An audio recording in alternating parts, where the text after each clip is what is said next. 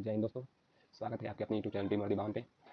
जैसा कि आपने थंबनेल में देखा होगा कि मेरा यूपीपी टेस्ट में कुछ समय पहले इतना स्कोर आया था, लेकिन अब इतना स्कोर में बढ़त हुआ है। सबसे पहले जानते हैं कि मतलब स्कोर में इतना टेस्ट में कैसे बढ़ा। चलिए मैंने एक एक बारी से शुरुआत से अपनी स्टोरी बताता हूँ। सबसे पहले मैंने भी यूपीपी की तैयारी के लिए तैयारी करना शुरू किया था, तो इधर उधर से कुछ भी जो मिला तो पढ़ रहा था, कुछ कोई गाइडेंस नहीं था। धीरे धीरे इसके बारे में जानकारी हुआ। एक बार जब मैं बहुत पहले अंकित सर की एक वीडियो देखा, एक बच्चे का इंटरव्यू ले रहे थे, तो उसमें एक बच्चा बताया कि तैयारी आप करते हैं तो सबसे पहले आप सिलेबस पूरा करें। सिलेबस ही मेन होता है। जब सिलेबस पूरा हो जाएगा तो बस आपको रिवीजन करना रहता है और मॉक टेस्ट देना रहता है।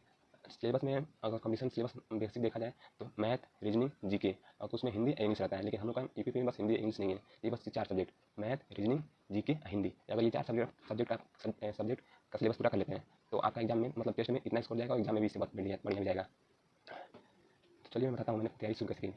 सबसे पहले मैंने 4 सब्जेक्ट किया, तो 4 सब्जेक्ट का मैंने धीरे धीरे करके अपना सिलेबस खत्म किया। लेते हैं रीजनिंग के। रीजनिंग में मैक्सिमम 30 या 32 चैप्टर हैं। 30 या 32 चैप्टर को आप एक एक करके बढ़िया से पढ़ लिया था। और उसके बाद मैंने जितना पढ़ता था एक चैप्टर, तो उसका ऊपर का उस चैप्टर का 20-25 क्वेश्चन या उससे 50 क्वेश्चन लगा लेता था। उससे प्रैक्टिस हो जाता था, क्योंकि चैप्टर का क्वेश्चन एक भी गलत छूटे मत, टेस्ट में या कभी भी। इसी तरह मैंने एक एक करके सब चैप्टर पढ़ लिया। और तो रीजनिंग कंप्लीट हो गया। रीजनिंग के बाद मैथ में डेली करता था। एक दिन में एक सब्जेक्ट, नहीं छोटा था तो एक सब्जेक्ट, नहीं तो एक हफ्ते में, नहीं 2 हफ्ते, मैक्सिमम ये 2 हफ्ते में एक सब्जेक्ट कंप्लीट करता था।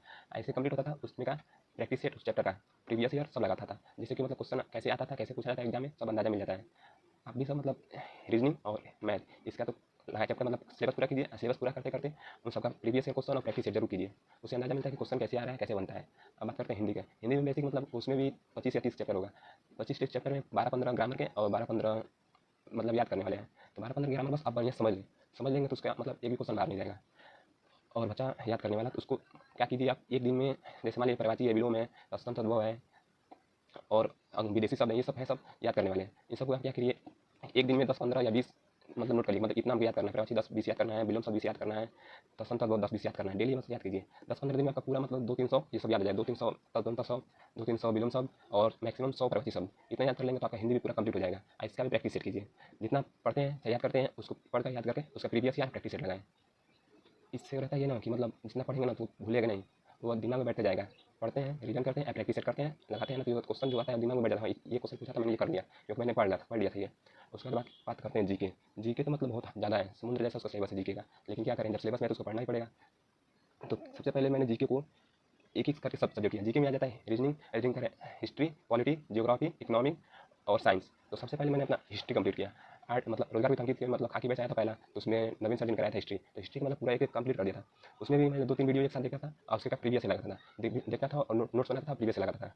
तो हिस्ट्री कंप्लीट हो गया। उसके बाद पॉलिटी मैंने खान सर से किया। खान सर का मैंने नोट्स निकलवाया पीडीएफ, और उसको निकलवा कर उसका वीडियो देखता था और वीडियो देख के साथ में उनको पढ़ता भी था। पहले पढ़ लेता था, फिर वीडियो देखता, फिर पढ़ता था। उसमें खान सर की ये चीज़ है कि पढ़ाई के साथ प्रैक्टिस सेट में उसमें क्वेश्चन देते हैं। लगभग 10-20 वीडियो के बाद एक प्रैक्टिस सेट देंगे 100 क्वेश्चन का। जितना पढ़ा था प्रीवियस से वो पूरा देते हैं, तो सर उसका रिवीजन रहता है और क्वेश्चन मालूम चलता है कैसा पूछा जाता है। अब पॉलिटी हो गया, हिस्ट्री हो गया और जियोग्राफी मैंने भी खान सर से किया। खुद सेल्फ थोड़ा सा नोट्स बनाया है, वो भी थोड़ा पूरा भी हो गया है, बस ज़्यादा नहीं बचा है। जियोग्राफी भी हल्का कंप्लीट हो गया है। इकोनॉमिक में RW खाकी में से लिया है, उसका भी नोट्स बना के मैंने कर लिया है। अब बचा साइंस। साइंस मैंने आपका कभी पढ़ा नहीं, बस बेसिक थोड़ा बहुत वो जो होता है वो पढ़ लिया हूँ। उसके बाद साइंस सोच रहे हैं अभी शुरू करेंगे, नहीं शुरू करें। लेकिन आप सबको बस हिस्ट्री, जियोग्राफी और पॉलिटी और स्टैटिक जीके के लिए आप सब क्या करना है ना, नवीन सर एक पढ़ाए हैं दिल्ली पुलिस का प्रैक्टिस सेट। इसमें 70 प्रैक्टिस सेट है, मैं 50 बस किया, 50 करके नोट्स उसका बना लिया हूँ। अगर उसको पढ़ लेते हैं बढ़िया से, नोट्स बनाकर डेली उसका रिवीजन कर लेते हैं, तो उसका पक्का और ज़्यादा जीएस पढ़ने की जरूरत नहीं पड़ेगा। क्योंकि जीएस जितना समुद्र था ना, उस आधा समुद्र उस प्रैक्टिस सेट में है। उससे बहुत ज़्यादा फायदा मिलता है, क्योंकि वो दिल्ली पुलिस कराए थे। और दिल्ली पुलिस का जब प्रैक्टिस सेट में करके गया था ना, तो मेरा बहुत फायदा हुआ था। मेरा जीएस में 39 किए थे, जिसमें 32 सही था, और उसका टोटल करके मेरा 62 स्कोर हुआ था दिल्ली पुलिस में। लेकिन क्या करें, फिजिकल के लिए नाम भी आ गया था, लेकिन डीएल नहीं था मेरा ड्राइविंग लाइसेंस, इसलिए जा नहीं पाया। लेकिन अब छोड़कर अब दूसरे तरह कर रहे हैं। उसके बाद वो जीएस, अगर आप दिल्ली पुलिस का जीएस प्रैक्टिस सेट कर लेते हैं तो आपको बहुत फायदा मिलेगा, क्योंकि उससे करने से ना आपको एसएससी का सब एग्जाम निकल जाएगा। एसएससी करके यूपी स्टेट का भी हल्का फुल्का हो जाएगा। स्ट्रेटेजी के लिए बहुत फायदा है। और आजीके के लिए दिल्ली पुलिस का प्रैक्टिस सेट वो कर लेंगे तो आपका जीएस 80% पूरा कवर हो जाएगा। क्योंकि ऐसे पढ़ाई करते हैं, पहले आप सिलेबस पूरा कर लीजिए जितना सिलेबस में है। सिलेबस पूरा करने के बाद आप डेली मॉक कीजिए। सिलेबस पूरा करना डेली नहीं होता है तो हफ्ते में एक दिन मॉक कीजिए। मॉक टेस्ट कीजिए। मॉक में टेस्ट देने चाहिए नहीं, नंबर इतना आया, रैंक कितना, ये नहीं खाना होता है। ये देखा जाता है कि आप गलती कितना कर रहे हैं, आप कहाँ पे गलती कर रहे हैं। जो चैप्टर पढ़ लिए उसमें गलती हो रहा है तो आपको ज़्यादा रिवीजन पढ़ना पड़ेगा। और जो चैप्टर नहीं पढ़े हैं उसमें गलती कर रहा है तो उसको पढ़ लीजिए, फिर उसको मॉक टेस्ट लीजिए। टेस्ट में गलती मत करिए, जो गलती हो रहा है उसको सुधार के, कोई गलती हो गया तो उस चैप्टर का इतना पढ़ लीजिए कि आपके बाद 2 चैप्टर से कुछ भी सवाल पूछे, कभी गलती नहीं होगा। टेस्ट का ये होता है। और क्या बात है, मतलब इतना सिलेबस पूरा कर लेते हैं तो पक्का मतलब आपका भी स्कोर बढ़ेगा RW पे।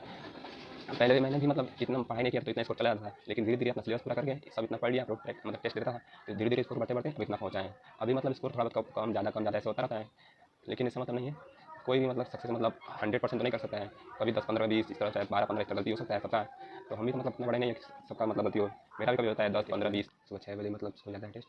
आप ज़रूर लगा लिए होंगे। वो टेस्ट लगाने से ये फ़ायदा होता है कि मतलब हम लोग का स्कोर मतलब कितना बढ़ रहा है घट रहा है और हम लोग गलती कहाँ कर रहे हैं। स्कोर का मतलब टेस्ट का मतलब बेसिक होता है कि आप गलती कहाँ कर रहे हैं और उसको सुधार कैसे करेंगे। टेस्ट देने का यही मतलब होता है। बस टेस्ट का गलती मत करें और स्कोर धीरे धीरे बढ़ता जाएगा।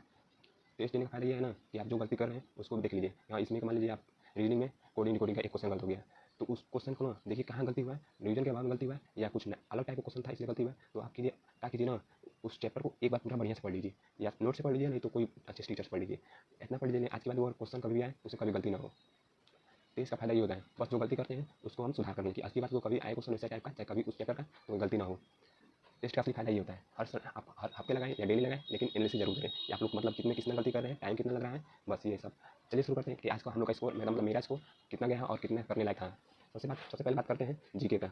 जीके में आज का मतलब ठीक ठाक था, उसमें आप 25 24 या 26 के बीच में आप कर लेते तो आप मतलब बढ़िया था, ये इतना अच्छा था करने लायक। उसके बाद करते हैं रीजनिंग के। रीजनिंग में 42 से लेकर 48 तक इतना करने लायक था रीजनिंग, इतना कर लेंगे तो मतलब बढ़िया था आपके लिए। उसके बाद हिंदी, हिंदी में 25 से 30 तक ये भी ठीक था। हिंदी 25 से और 30 तक, इससे ऊपर बढ़ जाए तो और बढ़िया रहेगा हिंदी, लेकिन इतना बहुत बढ़िया हिंदी। अब बात करते हैं मैथ के लिए। मैथ लगभग आज 15 प्लस, इतना कर लें तो ठीक ही है। इतना कर लो तो आप टोटल स्कोर मतलब कट आप बता सकते हैं 215 लड़कों के लिए मतलब मेल के लिए, और लड़कियों के लिए 205 फीमेल के लिए। इतना आप लोग का सेफ स्कोर था, इतना बस कर लें तो। और बाद में मेरा स्कोर है जीके में 31 मतलब 31, रीजनिंग में 50, हिंदी में 28 और मैथ में 19 इतना स्कोर था। टोटल स्कोर करके 246 मतलब 246 बना है। आप भी हर हफ्ते टेस्ट दीजिए, आज जो गलती हो रहा है उसको मतलब दोबारा गलती होने मत दें। इससे आपका स्कोर मतलब जरूर सुधरेगा। और अपना सिलेबस जो बाकी है उसको पूरा करते रहिए, रिवीजन करते रहिए। आगे मैं आपको बताता रहूँगा कि मैंने आपको रिवीजन कैसे करना है और कहाँ से, और जो बाकी है उसको कहाँ से बढ़िया से पढ़ना है। चलिए ठीक है, धन्यवाद। आप बस हमें सपोर्ट करते रहिए। आपके लिए मैं नए वीडियो बनाते रहूँगा जो यूपी की तैयारी के लिए आपको बहुत फायदा करेगा। चलिए ठीक है, धन्यवाद, थैंक यू।